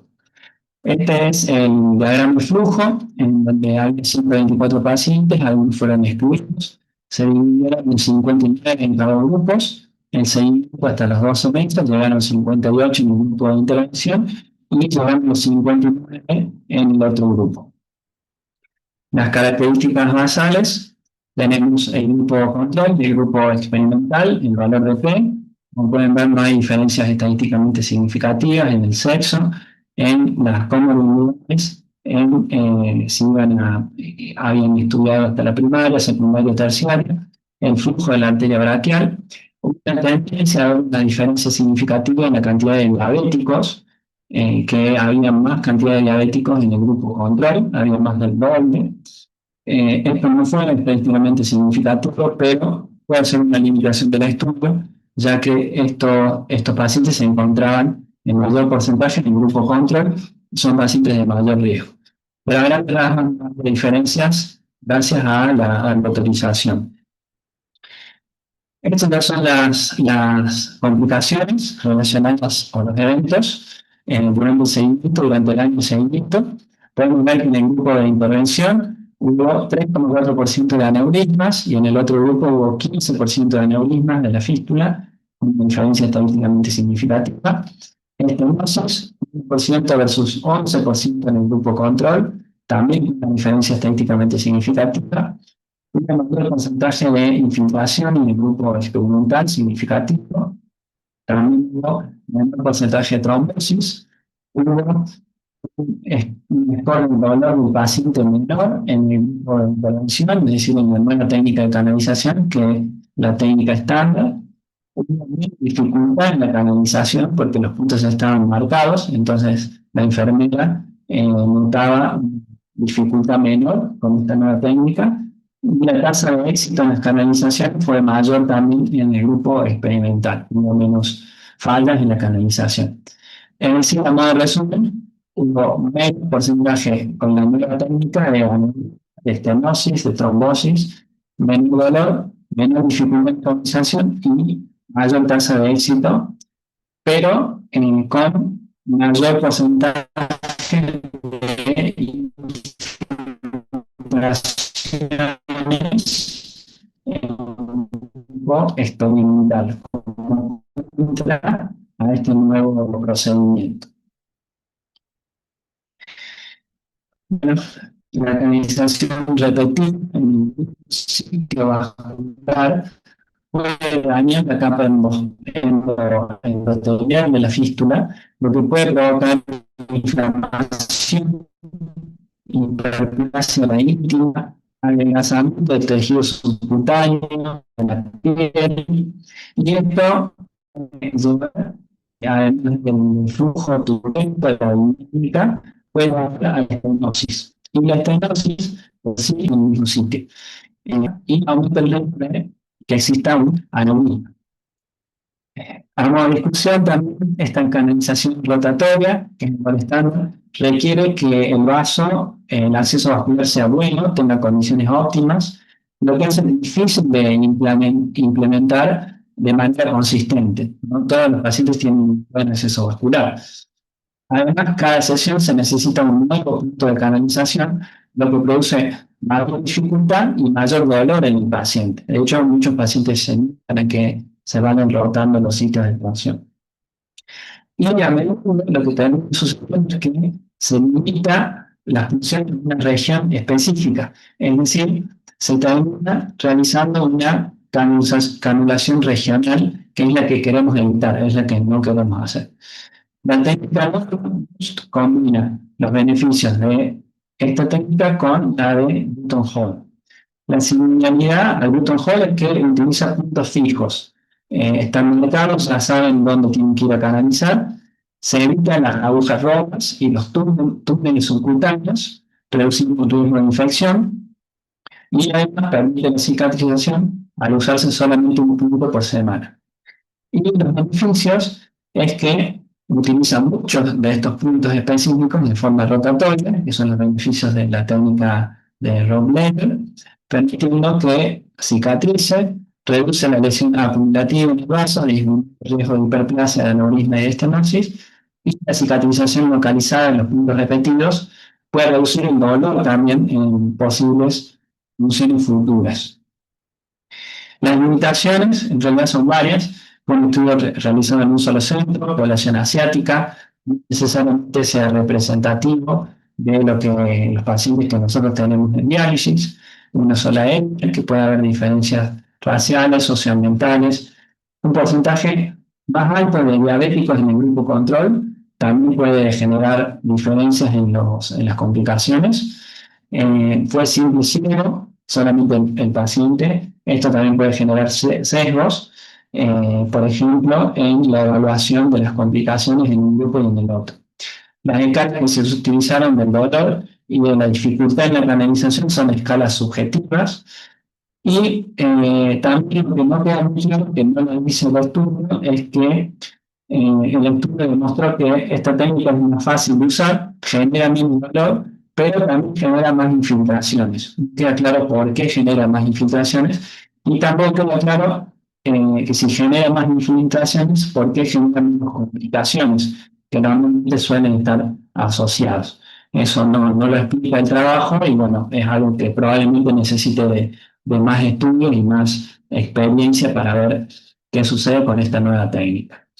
A modo de conclusión, entonces, en comparación con la técnica estándar rotatoria, el abordaje BOOST se asocia a una menor incidencia de complicaciones en la fístula, menor dolor asociada a la canulación y una mayor tasa de éxito de la canulación. Nuestros hallazgos, los hallazgos de este estudio, sugieren que esta técnica justifica una adopción clínica más amplia y una evaluación más exhaustiva en los distintos entornos de diálisis. Bueno, muchas gracias por su atención. Esos fueron los dos trabajos que queríamos presentar. Creo que son trabajos que pueden tener impacto en la práctica clínica. Y ahora voy a dejar de compartir, voy a hacer algunas preguntas a la mesa de discusión y si tienen algunas preguntas ustedes también pueden apretar el botón para levantar la mano. Si quieren contactarse con nosotros, acá les dejo el teléfono, el WhatsApp, las redes sociales para que nos sigan y la página en internet. Voy a dejar de compartir. En un segundo que voy a habilitar los micrófonos. Bien, ahí ya permite habilitar los micrófonos. Vamos a empezar haciendo una pregunta a cada uno de la mesa de discusión. Primero al doctor Alejandro Godoy. Bueno, Alejandro es conocido de la casa del hospital. Muchas gracias por conectarte. Te quería preguntar, Alejandro, el principal temor que tenemos nosotros de usar en la Pixaba, en el primer estudio que mostré, es sobre qué hacemos si un paciente empieza a tener una hemorragia, un sangrado importante, si hay un antídoto disponible en Argentina, si está aprobado por el GANMAT o no, y qué sucede si hay una cirugía, si tiene alguna cirugía de urgencia o si está en lista de espera para trasplante. ¿Qué pasa con estos pasos? Bueno, creo que son muy interesantes. Primero de todo, gracias por invitarme, Pehuen, por supuesto, un gusto participar. Creo que en relación a las preguntas que haces, en primer lugar, si uno tiene un sangrado y está bajo apixaban, uno debería primero tratar con medidas locales, digamos. Si uno analiza el trabajo que vos muy bien presentaste, la gran mayoría de sangrados son del sitio de la fístula. Entonces, muy probablemente tenga que ver con la punción y con la manipulación de la fístula. Por eso creo que lo más importante es por así decir, el ABC, el manejo del sangrado. En segundo lugar, si uno tiene un sangrado mayor, un sangrado crítico, donde uno corre en riesgo la vida o tiene que ir a cirugía y el paciente está bajo apixaban, uno lo que debería utilizar en nuestro medio actualmente, y si es que está disponible en el centro, es Protonplex, ¿sí? O concentrados de protrombina. Los reversores específicos como el Andexanet está disponible en Estados Unidos, en Canadá está disponible, pero está parcialmente aprobado, todavía no se utiliza masivamente. Y ha tenido mala adopción el reversor específico de la Pixaban en virtud de que se ha visto que aumenta la chance de tener trombosis y cuando uno lo usa en el sangrado mayor, sobre todo cerebral, no hay una diferencia significativa entre usar concentrado de protrombina versus eso. Entonces, no creo que sea un fármaco que tenga una adopción masiva y menos que llegue a nuestro medio porque va a ser muy caro, por supuesto.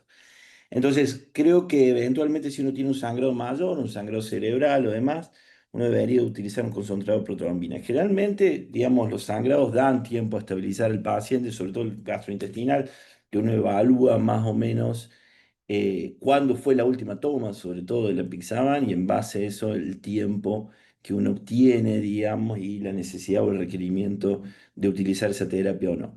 Segundo lugar, si uno tiene una cirugía de urgencia, lo mismo, digamos, uno debería utilizar Protonplex. En relación de los estudios, creo que todo es válido lo que has mostrado, pero hay que tener mucho cuidado con lo que es la diálisis peritoneal. Esto es 100% válido para la hemodiálisis, ¿no? Para la diálisis peritoneal, porque se ha visto que la diálisis peritoneal aumenta todavía más la concentración de apixaban en sangre. Entonces, los pacientes deberían tener más riesgo de sangrado que esto. Entonces, creo que hay que interpretarlo con cautela esto, eh, en virtud que uno tiene disponibilidad, pero sobre todo para hemodiálisis. Y en el caso de que un paciente esté en lista de trasplante de espera, no se recomienda que esté en apixaban. ¿Por qué? Porque uno debería revertirlo rápidamente, pero a pesar de que uno lo revierta rápidamente, aumenta el riesgo de sangrado y aumenta el riesgo de trombosis. Entonces, si el paciente está en lista de espera de un trasplante, no sería recomendable que esté utilizando Pixaban. Ahí veo una pregunta durante el tiempo de uso de Pixaban, se está la anticoagulación de la sesión de diálisis o hay protocolos distintos.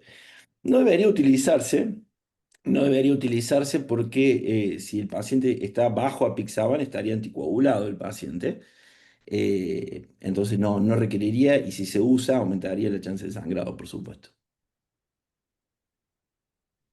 No sé si te respondí, Pehue. Y otra cosa en la cirugía de urgencia es obviamente utilizar la medición del anti-10 que uno podría utilizar previo a la cirugía de urgencia o a un sangrado mayor para ver el requerimiento de utilizar. Si uno tiene concentraciones de un factor anti-10 menor a 50 o menor a 30, directamente no haría falta utilizar un reversor específico y el paciente pudiera ir a cirugía. Y en el caso de una cirugía planeada, que tengamos un paciente con apixaban, bueno, es una buena pregunta, en virtud de que no hay una clara evidencia de qué hacer, pero sí hay un estudio retrospectivo que muestra 60 procedimientos de pacientes en diálisis, en hemodiálisis con apixaban 2.5 y 5, y la gran mayoría de los pacientes suspendían 86 horas previo al procedimiento y tenían concentraciones menos de 50 o menos de 30 de factor anti-10 previo al procedimiento. Es decir, en resumen, si uno tiene un procedimiento de riesgo menor o riesgo mayor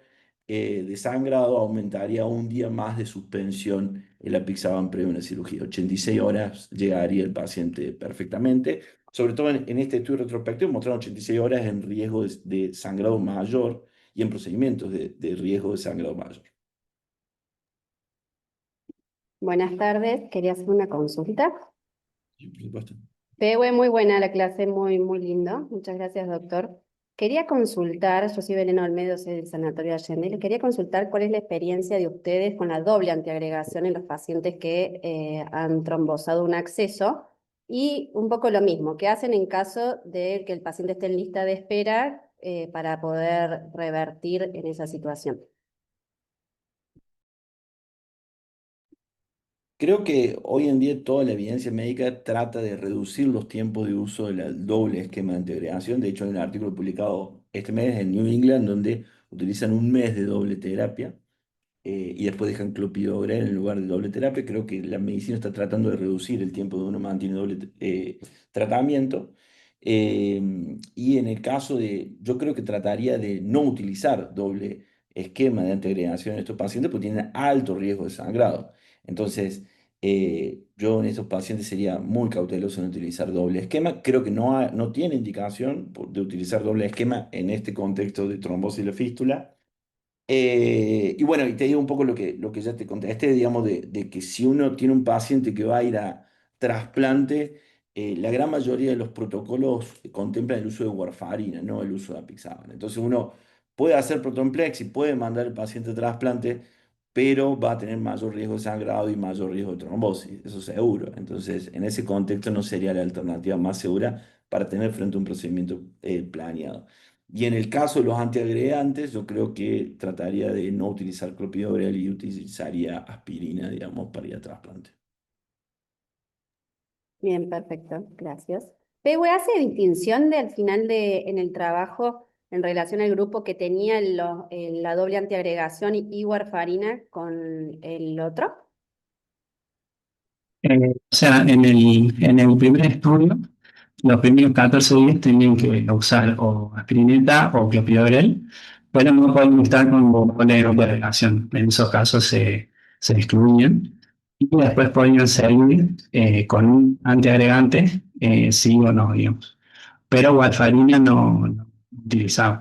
Era Pixaban versus grupo control. Claro, pero no hizo un análisis en relación a la doble antiagregación, no lo hace. No, o sea, no podía, estaban en un criterio de exclusión, la doble de agregación, o sea, no eran candidatos a entrar al estudio. Perfecto, gracias. Bueno, muchas gracias a Ale y Belén. Está el doctor Alavi también ahí conectado. Vamos a aprovechar. Me quería hacer una pregunta, a ver si está. Doctor Alavi, bueno, es experto en accesos vasculares. Eh, ¿Está ahí, no? O por ejemplo, me escriben que tengo una urgencia, pues que no esté. No, creo que no está. Ah, Hola, sí. estoy, ¿eh? Estoy. Doc, ¿cómo le va? Bueno, gracias Entre, quería sí, hacer entre cirugía y cirugía estoy. Dale. quería hacer una pregunta en su experiencia. ¿Usted cree que cada pacientes se beneficiarían del uso de anticoagulantes después de una trombectomía, acceso vascular que ya fue trombosado?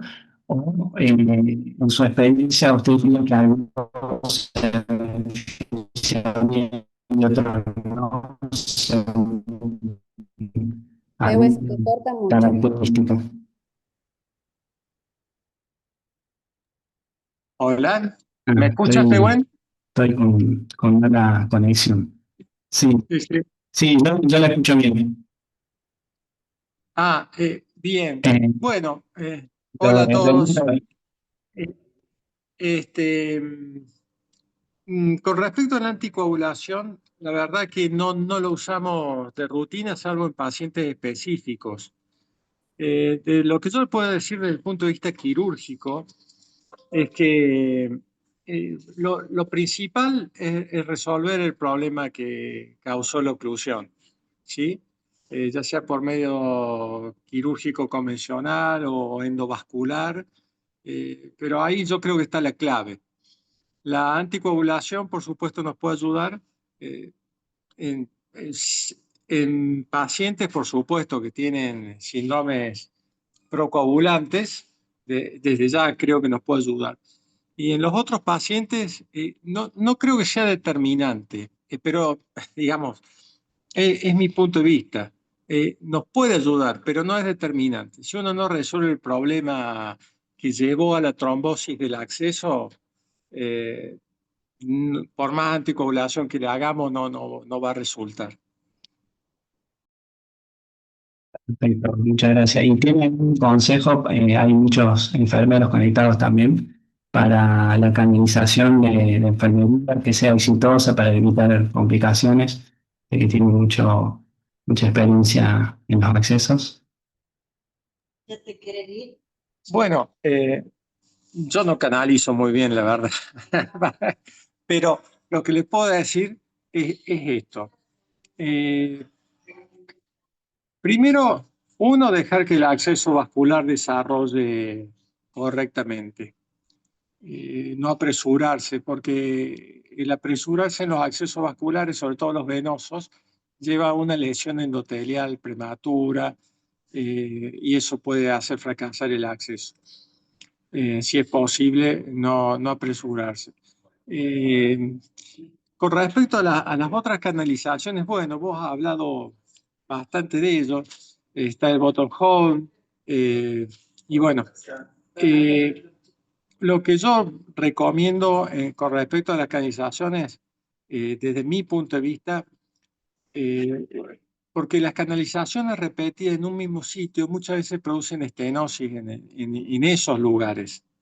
De modo que yo creo que es mejor, pero no tengo un estudio científico, pero me da la impresión que es mejor rotar el sitio de punción lo mayor posible. Eso por un lado. El otro lado, creo que es imprescindible en los accesos, sobre todo las primeras veces, si tienen a mano y no lo ven muy fácil, si tienen a mano un ecógrafo, usar el ecógrafo, porque le va a permitir valorar bien, ver bien la ubicación de la aguja, que no se perfore la pared posterior al querer intentarlo, y eso reduce que esté bien dentro de la luz del vaso, que no diseque el endotelio, y eso nos va a reducir mucho la lesión endotelial y después lo que viene, que es una hiperplasia miointimal.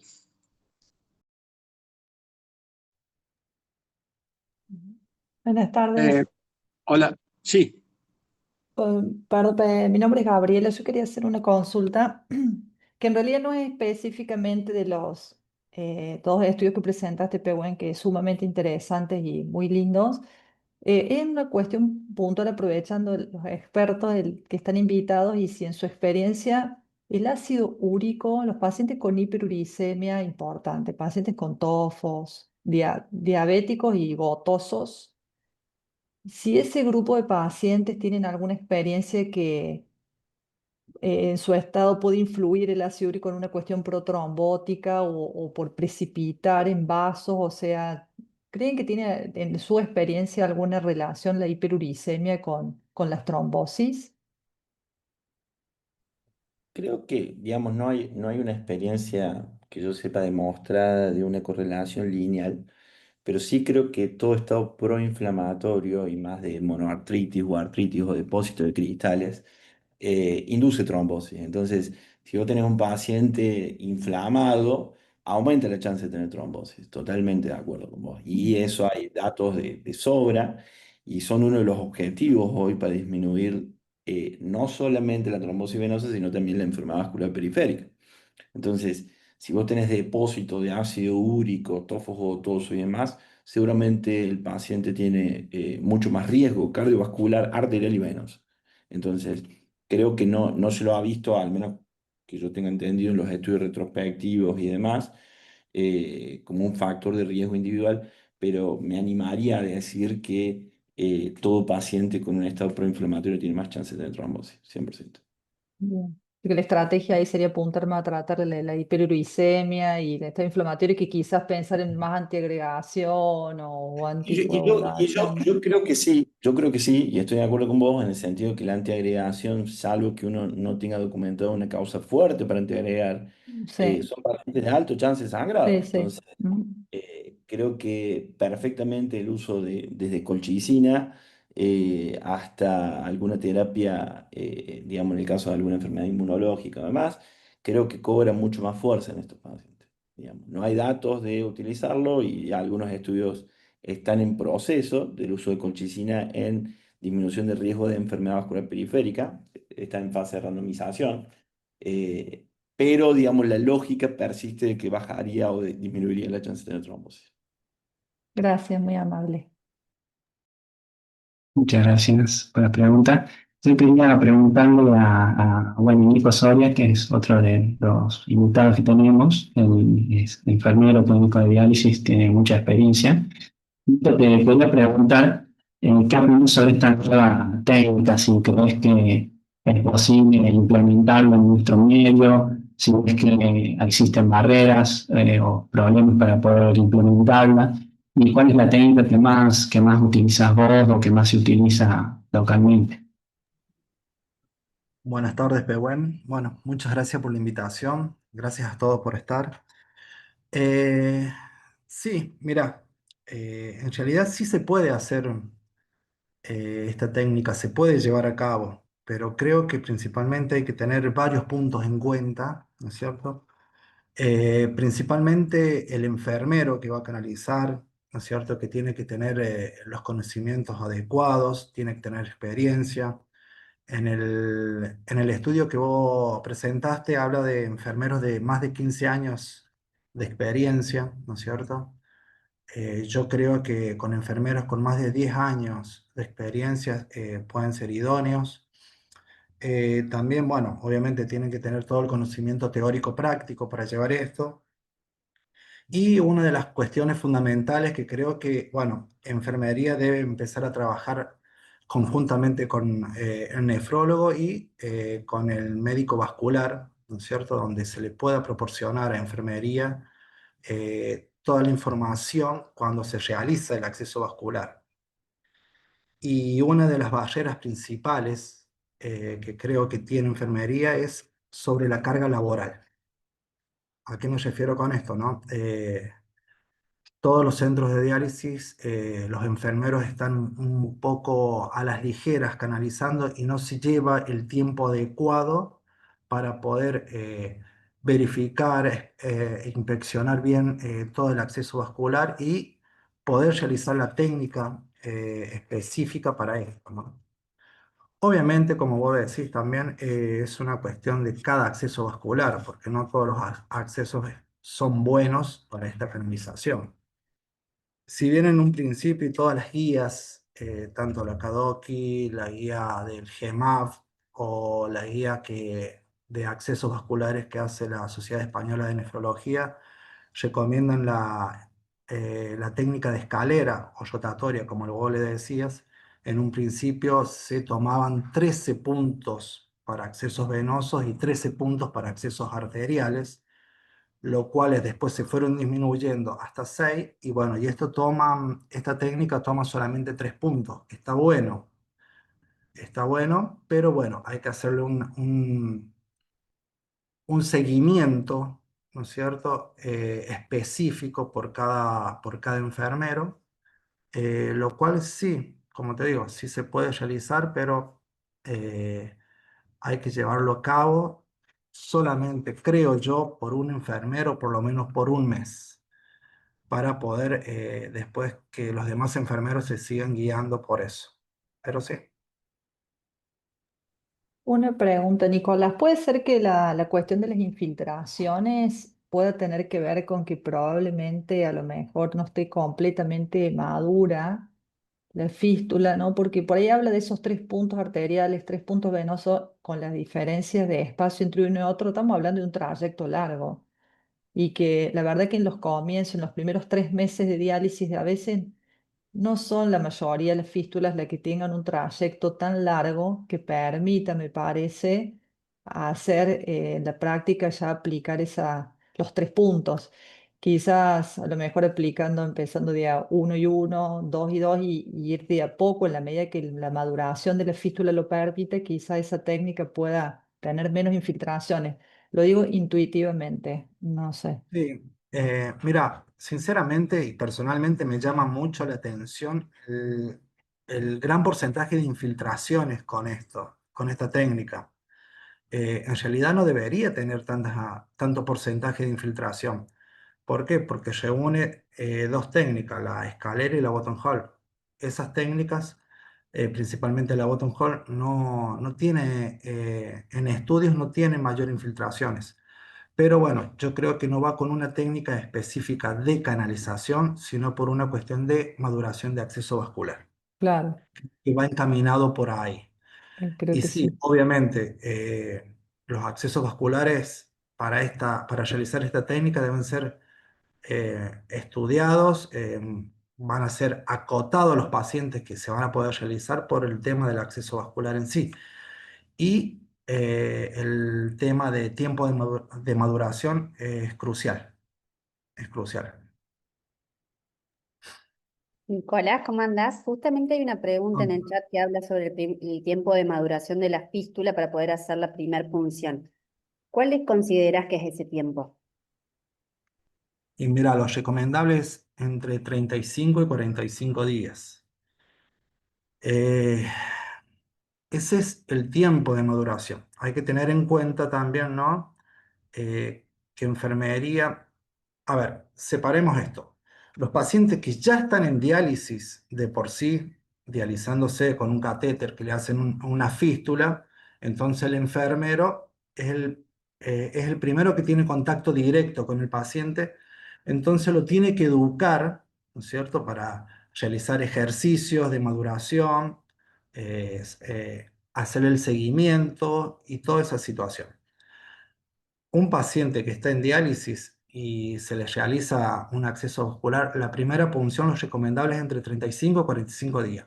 Después, bueno, vamos con la urgencia, que si tiene un catéter, que si hay que sacárselo por alguna bacteremia, etcétera, etcétera, bueno, se pueden acotar los tiempos.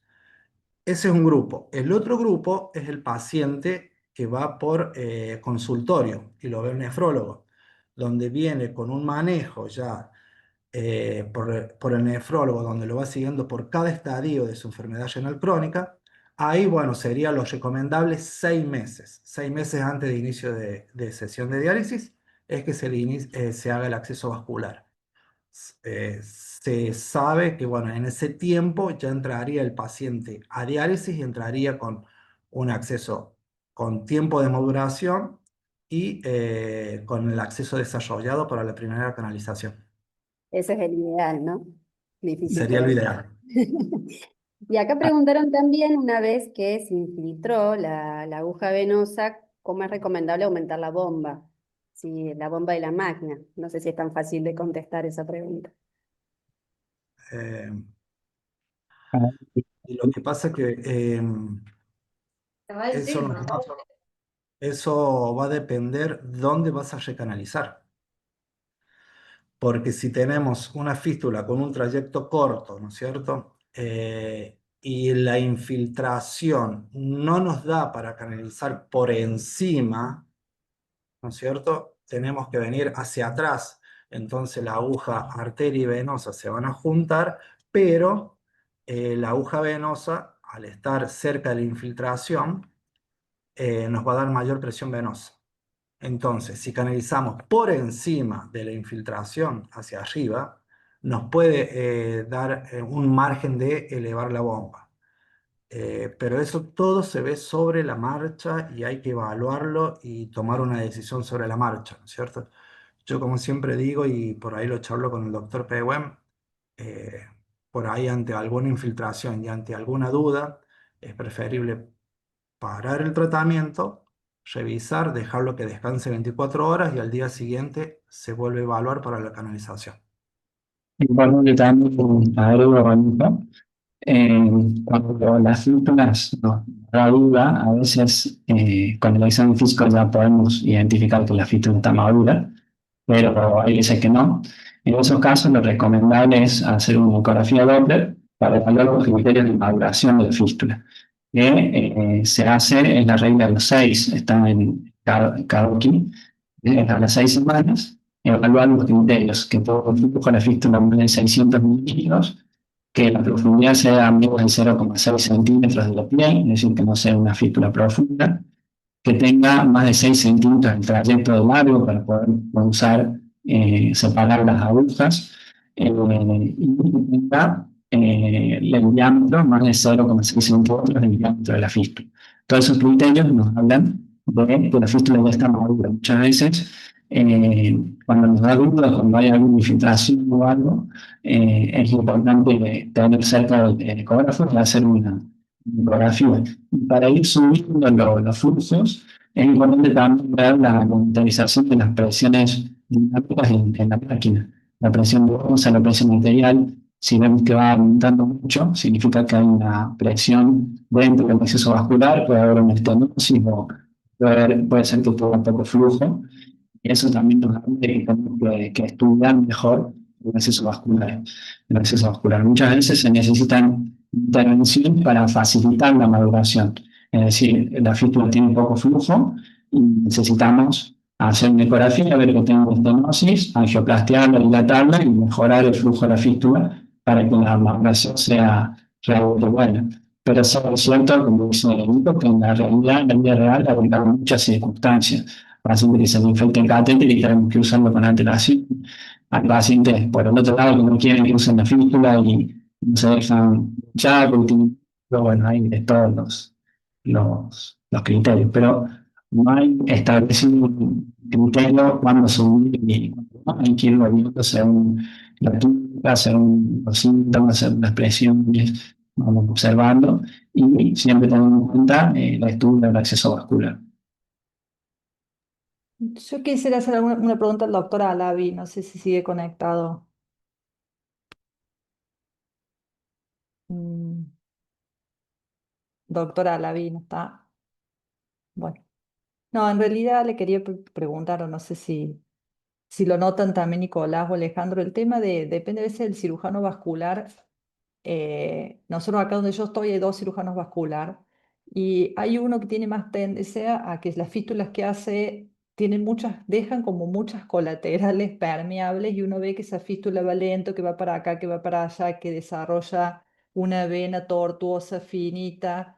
El otro cirujano vascular técnicamente es de eventualmente identificar a vasos colaterales que los liga y eso hace que entonces desarrolle una vena más grande y tengamos una fístula que sea generalmente es más fácil, madura más rápido, más palpable. Evidentemente la técnica quirúrgica tiene que ver también, más allá del capital vascular del paciente, a veces en esas en la maduración y en el desarrollo. Si, bueno, de qué depende que el cirujano a veces ligue o no ligue las colaterales, cuando confecciona la fístula. Yo creo que depende de la calidad del cirujano, digamos, si es bueno, lo va a hacer, si no, no. Y me parece a mí que obviamente es importante lo que vos decís, la principal causa de oclusión de una fístula es la técnica quirúrgica, es decir, la anastomosis hecha y cómo está hecha la fístula. Esa es la principal causa de obstrucción, no la trombofilia o la diátesis trombótica. Entonces depende verdaderamente de la técnica quirúrgica. Si, como decís, si dejan muchos efluentes, digamos, obviamente la fístula altera el flujo y favorece la trombosis, sin lugar a dudas. Sí, igual la fístula corta que no desarrolla y complica las canalizaciones. Ujú. Doctor Godoy, hay una pregunta para usted en el chat que hace referencia a los pacientes anticoagulados y deben recibir además heparina durante la diálisis. Además que, perdón, disculpa. Heparina durante la diálisis. Por ejemplo, un paciente que está con anticoagulación, si debe recibir o no. Es buena pregunta, pero yo creo que no, en el sentido de que si el paciente está bajo el efecto de apixaban, el paciente está formalmente anticoagulado. Entonces creo que no heparinizaría, digamos, al paciente porque aumenta la chance de sangrado, digamos, al intradiálisis. Eh, digamos, sería mi respuesta, digamos. Perfecto. Contela Miguel levantó la mano hace un rato. No sé si quiere hacer una pregunta. Sí, ¿qué tal? Buenas tardes. De acá de Neuquén Capital. Bueno, gracias por compartir información. Pegó muy buena la clase. Mi pregunta va en relación al segundo trabajo. Eh, Asumo que son fístulas autólogas, me imagino por lo que comentó. Y lo que le quería consultar se discrimina en el trabajo la localización anatómica, ¿no? Pensando en el fallo secundario, las diferencias en los fallos secundarios de la fístula. Si discrimina o sea, entre ambos grupos, en el de intervención y en el de control, las ubicaciones, ¿no? Si son diferentes o no, si están bien distribuidos. Pero no lo analiza a los resultados según la localización del acceso vascular. Lo único que dice es que sí, que la gran mayoría eran distales, había pocos proximales, y les digo exactamente el porcentaje. No, perdón, todos eran radiocefálicos. En lo último que mostré en las canalizaciones, todas eran radiocefálicos. Y en el otro sí había algunos distales y otros proximales. Estas eran todas fórmulas que se las utilizaba por primera vez y todas radiocefálicas. Perfecto, gracias. Gracias a vos. Tengo otra pregunta de la técnica de punción, si recomiendan bisel hacia arriba o hacia abajo, y la comparto porque tengo acá porque tengo una figurita. Eh,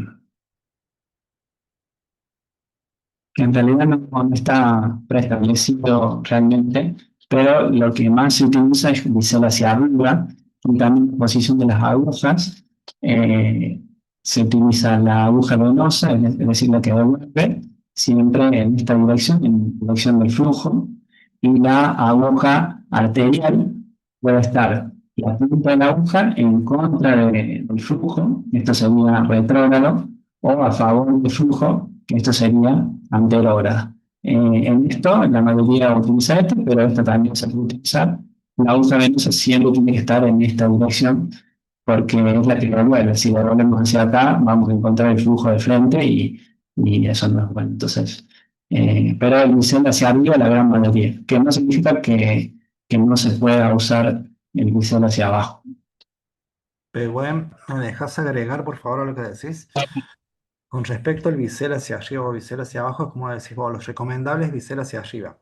Que se pueda rotar una vez canalizado, sí se puede hacer porque depende el acceso, puede mejorar el flujo o no. Pero hay que tener en cuenta cuando se hace la retirada de la aguja. Si nosotros ingresamos bisel hacia arriba y la rotamos, al retirar la aguja hay que volverla a rotar para sacarla con bisel hacia arriba. En primer lugar eso. En segundo lugar, con el tema de la canalización, con agujas contrarias, digamos, una hacia la arteria, hacia la boca de la fístula, de la anastomosis, se está dejando de usar por la cantidad de infiltraciones que hay a nivel arterial. Entonces, todos sabemos muy bien que una infiltración a esa altura podemos perder el acceso vascular. Entonces, lo más recomendable son las dos agujas hacia arriba, digamos. Obviamente, seguimos redundando lo mismo, depende del acceso vascular. Hay accesos vasculares que no nos dan margen para colocar las dos agujas hacia arriba con una diferencia de 5 centímetros cada una y bueno, debemos recurrir en agujas en diferentes sentidos.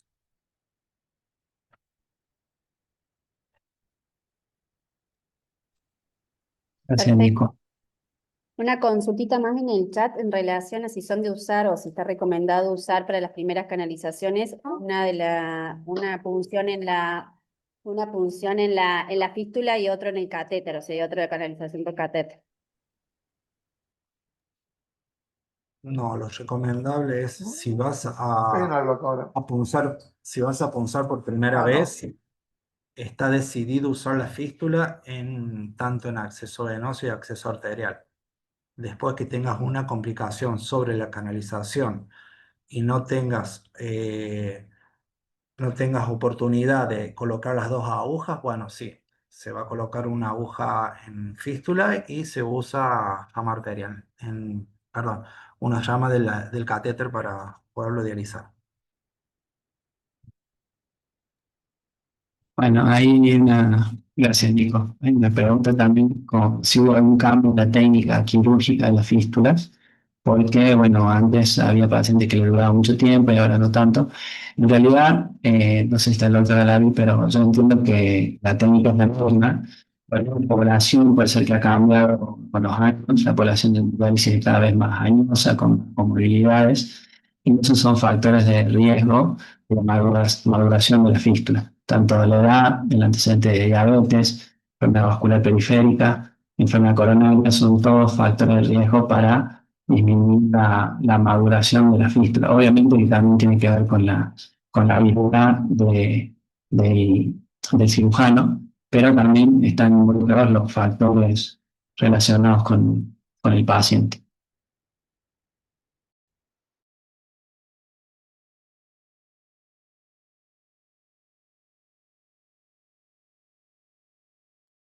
No sé si hay alguna otra pregunta o comentario.